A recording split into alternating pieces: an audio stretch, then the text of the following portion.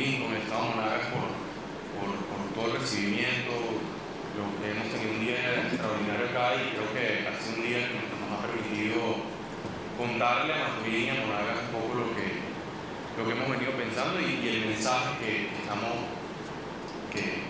tenemos, pues, y que en mi caso yo lo he llevado al seno del movimiento estudiantil y yo siempre he dicho que el movimiento estudiantil tiene que trascender a un movimiento juvenil, porque hay jóvenes que no son parte de las universidades. De hecho, el gran grueso de los jóvenes no pertenecen a las universidades y que también es un mensaje para ellos y también está nuestra responsabilidad de hablar por la juventud venezolana, ¿no? Y sobre todo representarlos a ellos también.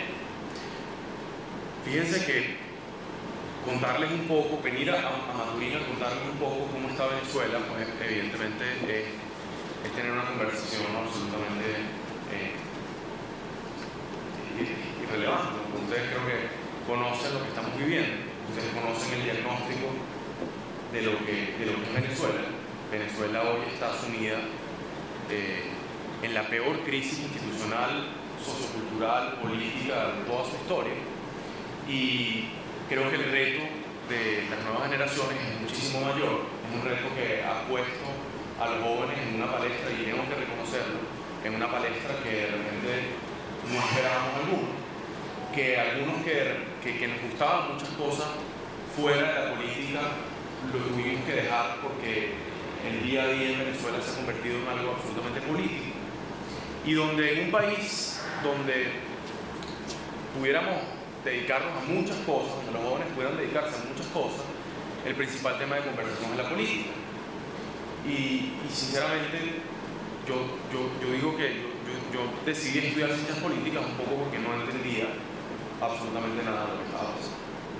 Sinceramente yo de una u otra manera no tenía respuestas a muchas de las preguntas que hoy los venezolanos nos hacen. Entre esas preguntas, cómo una persona tiene que viajar de una ciudad a otra, como por ejemplo lo que viví la semana pasada, una persona que viajaba conmigo de Córdoba a Maracaibo para comprar el alimento para su bebé porque en su ciudad no hay. Y es una cuestión absolutamente elemental, y eso pasa de Coro a Maracaibo y pasa de todas las ciudades a toda la gente, ¿okay? ¿Cómo puede ser que nuestras carreteras estén como estén? ¿Y cómo puede ser, y creo que yo les puedo hablar con mayor propiedad de eso, cómo puede ser que nuestras universidades estén como estén? Uno de los valores más importantes de las universidades es precisamente la investigación. De hecho, la diferencia que hay entre una universidad y un liceo es que en la universidad se produce y se genera conocimiento valioso para la sociedad. Y al sol de hoy, la Universidad Venezolana está en deuda con Venezuela, porque no estamos produciendo absolutamente nada. No estamos generando ningún tipo de conocimiento. No existen institutos de investigación en nuestras universidades. La UCB, que es un poco el ejemplo más palpable, la UCB se ha caracterizado siempre por tener unos institutos que han formado y que han generado para Venezuela excelentes trabajos en investigación. Y al sol de hoy, pues, no tenemos institutos de investigación. No existen. Es decir, la Universidad Central de Venezuela se ha convertido en un liceo muy grande de gente que viene de todas partes de Venezuela a estudiar carreras donde no se investiga y solo se copia en el cuaderno y se presentan exámenes. Esa es la universidad de hoy. Y esa es la universidad que está formando a los líderes que supuestamente tienen que salir a la calle a enfrentar este problema. Y precisamente dándonos cuenta de este gran problema que tenemos, de que nuestras universidades tienen carencias grandísimas, una de las cosas que más nos llamó la atención en el año 2012 fue que los dirigentes políticos empezaban a cometer, los dirigentes juveniles empezaban a cometer errores garrafales, y yo también. ¿Sí? Empezábamos a redundar en el mensaje, empezábamos a inclusive utilizar esos términos todos rimbombantes de lo que está pasando en Venezuela, ¿no? Venezuela es una democracia neofascista, dictatorial, totalitaria, autoritaria. Y al final le estábamos cometiendo un grave error, porque le estábamos diciendo al país una serie de cosas que de repente ni siquiera lo sabían. Y con mucha responsabilidad en algún momento dijimos, oye, tenemos que invertir todo nuestro tiempo y nuestro esfuerzo en la formación formación política. Y en paralelo a esa responsabilidad que tenemos, pues tenemos que dedicar un rato largo a intentar entender, sentados, tranquilos, todos ya fuera de la palestra, intentar entender lo que estaba pasando, más para, como el descanso del guerrero, ¿no? Es decir, empezar a vernos nosotros mismos, a sentirnos como movimiento estudiantil, como generación, y empezar a buscar soluciones. Empezar a dejar un poco también la rebeldía y de repente hacer soluciones y plantear soluciones que de una u otra manera tuvieran alguna base teórica. Y ese ha sido un poco el gran tránsito y el gran cambio que hemos tenido en los últimos 2 años en el movimiento estudiantil, que se ha invertido muchísimo en la formación política de mucha gente, pero que todavía no terminamos de superar por una cosa que yo llamo una juventud política perdida, que es la juventud que está dentro de los partidos políticos. ¿Y por qué la digo perdida? Eso no significa que no participen de la política. Eso no significa que tengan ideas políticas especialmente valiosas, porque la mayoría de ellos son personas valiosísimas y la mayoría de ellos están hoy en las calles, que estaban aquí en Madrid, en la calle, en Rubios, es decir, el grueso de la protesta también incluye gente del partido. Pero ¿qué tipo de jóvenes, qué tipo de juventud política podemos tener si el ejemplo que tenemos en la alta esfera del partido político son personas con esos principios y con esos valores? Que creo que Ludwig nos lo ilustró brevemente.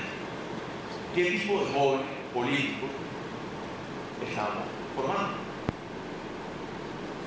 A mis compañeros de clase yo a veces le hago el ejercicio, es decir, imagínense por 2 minutos que adelantamos 20 años y esas personas que hoy, desde los partidos políticos, están repartiendo panfletos, repartiendo camisas y repartiendo gorras, están en la palestra pública. ¿Qué sería de la política venezolana? Evidentemente el reto es mucho mayor que solo el reto histórico que necesita Venezuela, sino también trascender lo que el propio partido ha frenado. Y esa es verdaderamente la situación. ¿Y por qué estos partidos políticos? Bueno, porque sencillamente estos partidos políticos, muchos de ellos, creo que lo estábamos discutiendo afuera, se quedaron en el siglo XX. Se quedaron en un siglo donde lo importante era aglutinar a gente, donde lo importante era agarrar una militancia, inscribirla en un registro y mandarle un mensaje o armar una burocracia para que la gente buscara votos y armar una cosa que llaman la maquinaria electoral, ¿no? Y entre esta maquinaria electoral, básicamente se nos olvidó que podíamos entrar en una situación como esta, como una dictadura donde no vale en lo absoluto unas elecciones, y la maquinaria electoral, pues evidentemente se nos queda guardada en el depósito, ¿no? Entonces, es prácticamente paradójico porque inclusive si tú identificas el gran reto histórico que tiene el movimiento estudiantil, te darás cuenta que en los propios partidos políticos, que son supuestamente los que están en la responsabilidad formal, pues fíjense los partidos que vienen.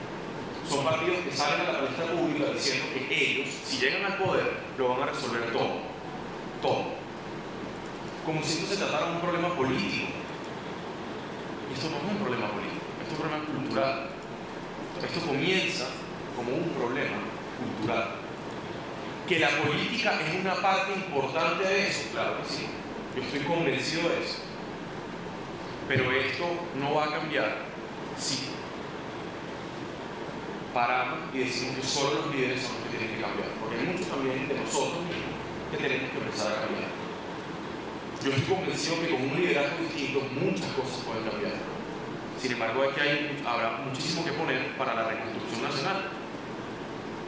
Y es que ahí está la preocupación. ¿Cuáles son los partidos que tenemos? ¿Cuáles son los líderes que tenemos? Son líderes que además castraron a las nuevas generaciones. Son líderes que tienen todos los años del mundo dentro del partido y nunca han permitido unas elecciones dentro del partido porque tienen miedo de que las nuevas generaciones los maten y ellos nunca pudieron llegar a la función pública que ellos querían y que evidentemente tienen esa falencia. Entonces yo, un poco lo que hemos entendido en estos últimos años, y yo creo que más allá de traer acá un discurso propagandístico, panfletero, toda la cuestión. Yo quería más traernos a la reflexión sobre cuál es la juventud que tenemos y cuál es la juventud que aspiramos.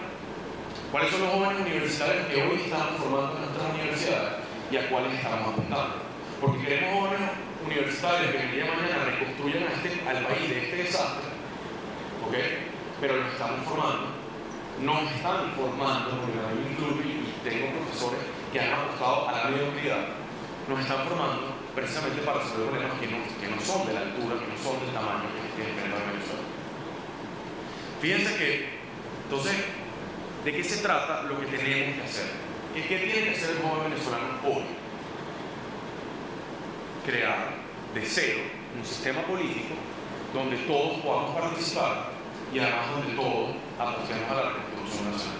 Pero fíjense qué difícil suena eso, un sistema político, partidos, dirigentes, liderazgos, todo nuevo, prácticamente. Todo está nuevo. Pero es una tarea noble, virtuosa y además única para Venezuela, porque nos permite resolver los problemas que nunca resolvimos en el siglo pasado y que nunca hemos resuelto desde que nos independizamos.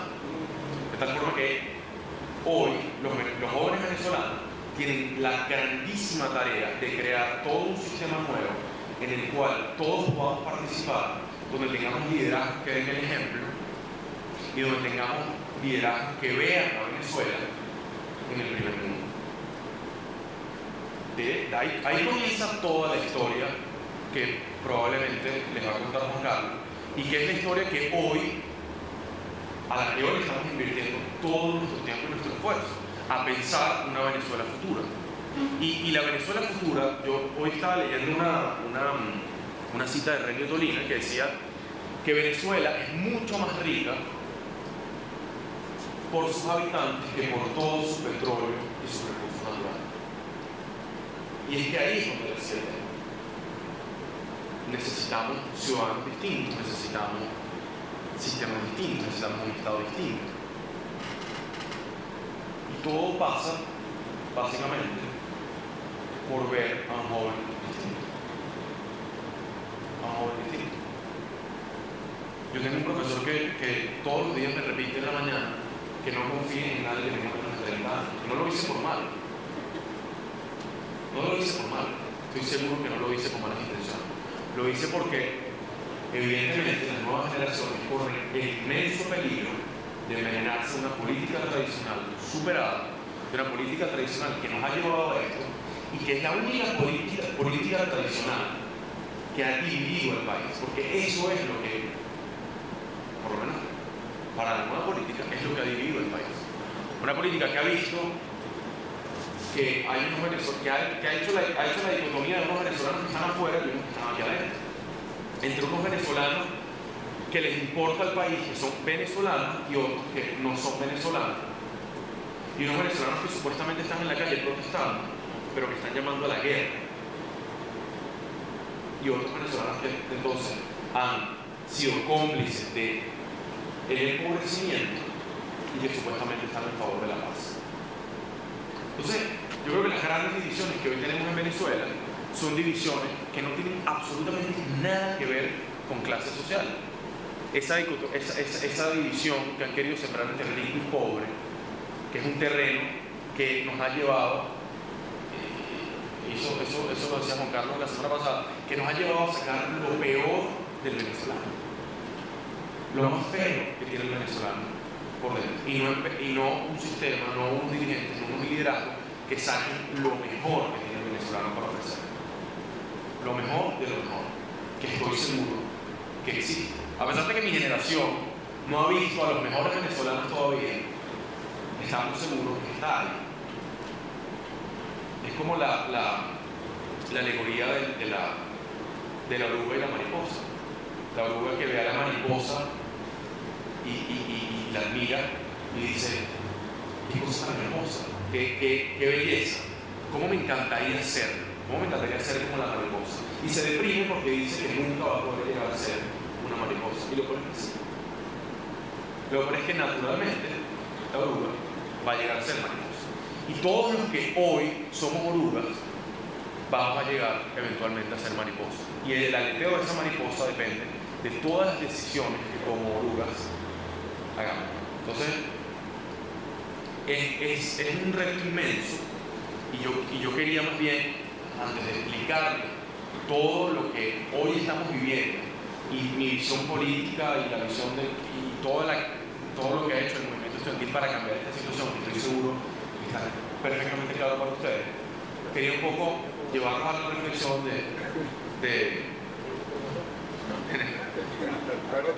hasta el perro. Sí, hoy tuve un tema con un gato también, pero bueno. Entonces, llevarnos un poco a la reflexión de, oye, ¿cuál es el verdadero reto histórico, ¿no? Y sobre todo, que estamos sumidos en un sistema que no nos ha permitido avanzar. Y yo creo que si todos viéramos la inversión que estamos haciendo día a día, si todos mis compañeros en la universidad tuvieran la oportunidad de verse en 20 y 30 años, tuvieran un poco tal vez la conciencia de ver que todos los días estamos invirtiendo en nuestra formación política, y que aquellos que estamos interesados en la política de una u otra forma, desde todo punto de vista, desde el punto de vista intelectual, desde el punto de vista del activismo, desde el punto de vista técnico, que todo lo que estamos haciendo hoy en esta Venezuela es invierte para el futuro. De eso se trata el reto, y ahí es donde está, yo creo, la gran inversión. Y este sistema político evidentemente no puede garantizar nada de eso. Ahí es donde reside el uno y el infinito, el cero y el infinito de la cuestión. Que hoy ningún partido político puede hablar del futuro cuando todos los días está convalidando lo que está pasando en Venezuela. Es muy fuerte, es ver a personas hablar del futuro cuando están atacados en el pasado, ¿okay?, jalándose el presente. Es muy difícil. Y en la medida en la que este mensaje sea replicado para todos los jóvenes, en el caso dentro del movimiento estudiantil y bueno, los jóvenes de toda Venezuela, podemos ver que existen formas, plataformas, existen miles de maneras de hacer de la juventud política venezolana la mejor juventud, y una juventud a la altura de Venezuela fuera de todo ese sistema, sin utilizar los medios de ese sistema. Y es que todos los días estamos invirtiendo para eso. De eso se trata la Venezuela futura. Y yo creo que todos podemos jugar un papel importantísimo en eso. Entonces, pues, yo les doy otra vez las gracias por la invitación.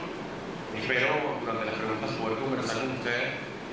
Y bueno, mil gracias, hermano. Yo realmente no tengo la dicha de, pero a mí me encantaría presentar a Juan Carlos. Juan Carlos es un gran amigo, Juan Carlos Sosa Puro, un gran amigo, una persona que nos ha brindado muchísimo al movimiento estudiantil, a los jóvenes, a todo el mundo, y creo que su postura coherente, su postura en favor de la libertad ha sido una inspiración para muchos, y yo tengo el placer un poco de compartir con Juan Carlos, y me siento muy feliz de presentarlo y de estar aquí con él. Juan Carlos.